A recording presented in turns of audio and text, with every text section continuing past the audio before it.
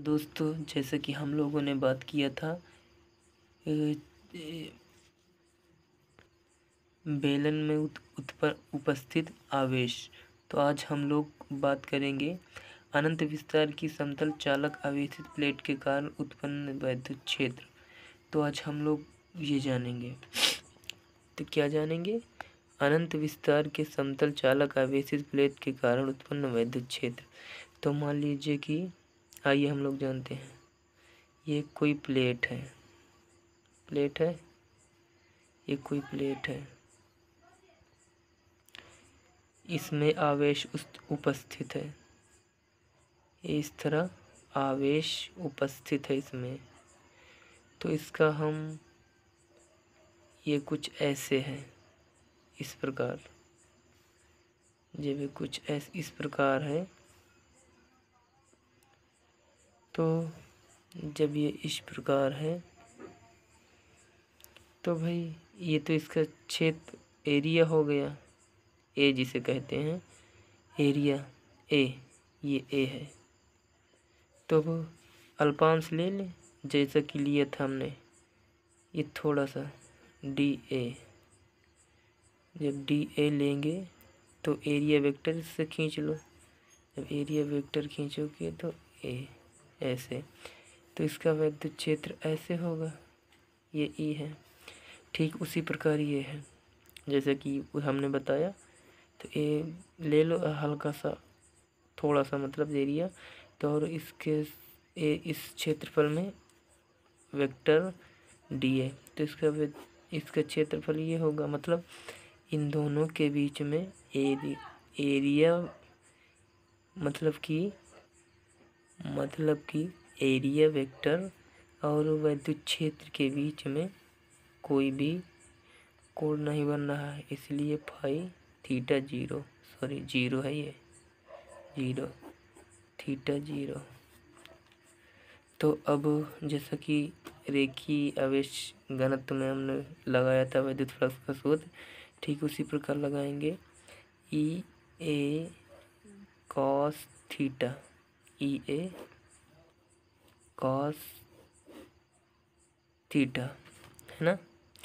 तो ये तो पूरक है, हमने पहले ही बताया था ये पूरक है।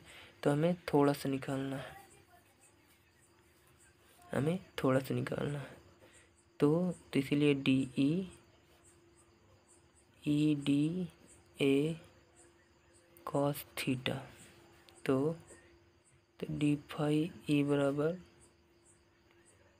कॉस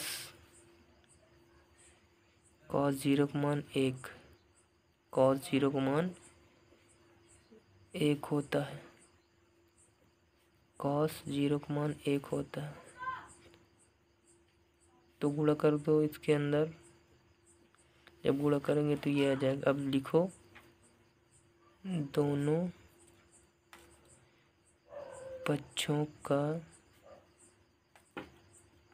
समाकलन। जब दोनों पक्षों का समाकलन करोगे तो इंटीग्रल्स डी फाई ई बराबर इंटीग्रल्स ई डी ए। जब इसका करोगे इंटीग्रल्स तो फाई ई बराबर ई है, ई बाहर निकाल लो। जब ई बाहर निकालोगे तो ये बचेगा। और जब इसका करोगे तो ई ए हो जाएगा, ये हो गया। तो ये हो गया पूरा जो है। तो ये जो निकला है ना, ये एक का निकला है, मतलब कि एक प्लेट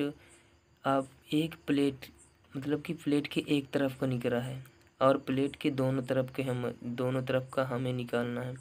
ये जो निकला है ना, प्लेट के एक तरफ का निकला है, हमें तो प्लेट के दोनों तरफ का निकालना है। मतलब कि हमने क्या लिया, एक इधर लिया है, एक इधर लिया है। तो इसीलिए कि कितना एरिया लिया, 2 एरिया लिया है ना। तो तो दो हो गया। अब यहाँ पर लिखोगे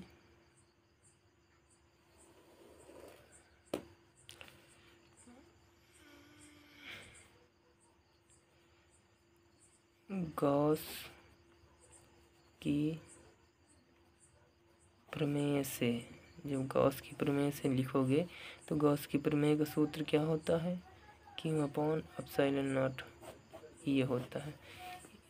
इसको मान लो समीकरण 1, इसको मान लो समीकरण 2।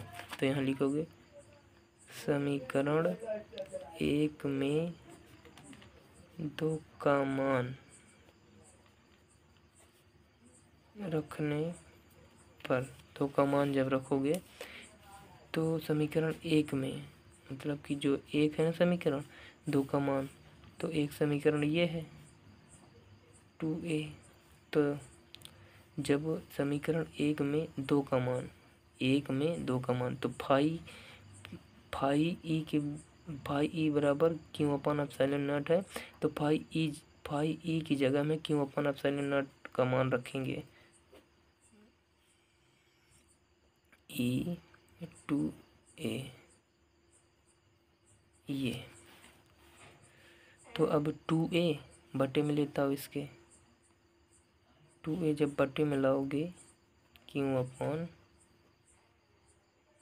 a एप्सिलॉन नॉट ये हो गया।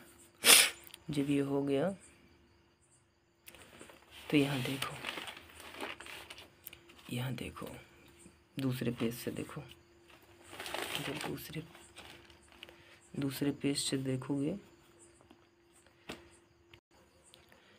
ये है।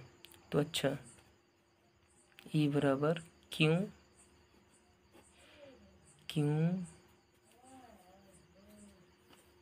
2a epsilon not. तो Q अपन एप्सिलॉन नॉट बाहर निकाल लो, मतलब कि जो इतना है ना, इतना बाहर निकाल लो।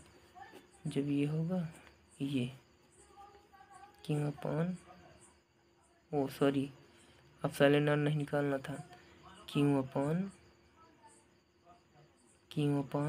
a निकालना था। तो Q अपन a निकालोगे, जब Q अपन a निकालोगे, ये एप्सिलॉन नॉट है, जब Q अपन a निकालोगे तो 1/2 एप्सिलॉन नॉट। अभी हमने जो आप लोगों को पृष्ठीय आवेश घनत्व बताया था, तो इसका जो फार्मूला निकल के आया था, क्या निकल के आया था, सिग्मा बराबर Q अपॉन a, इतना निकला था। तो अब हम लोगों को Q अपॉन a की जगह में, तो Q अपॉन a बराबर है सिग्मा के, तो Q अपॉन a बराबर है सिग्मा के। जो Q अपॉन a बराबर सिग्मा के है, तो सिग्मा Q अपॉन a की जगह में सिग्मा रख दो, ये रख दो। तो जब इसका गुणा कराओगे तो ये निकला टोटल जो इसका मटेरियल है। मतलब कि प्लेट के कारण उत्पन्न वैद्युत क्षेत्र, अनंत विस्तार के समतल चालक का विशेष प्लेट के कारण उत्पन्न वैद्युत क्षेत्र का सूत्र जो है ना, ये निकला, ये फार्मूला है। थैंक यू मेरी इस वीडियो को आप सभी लोगों को देखने के लिए। अगली हम वीडियो आप लोगों को लाएंगे आयतन आवेश घनत्व के कारण उत्पन्न वैद्युत क्षेत्र।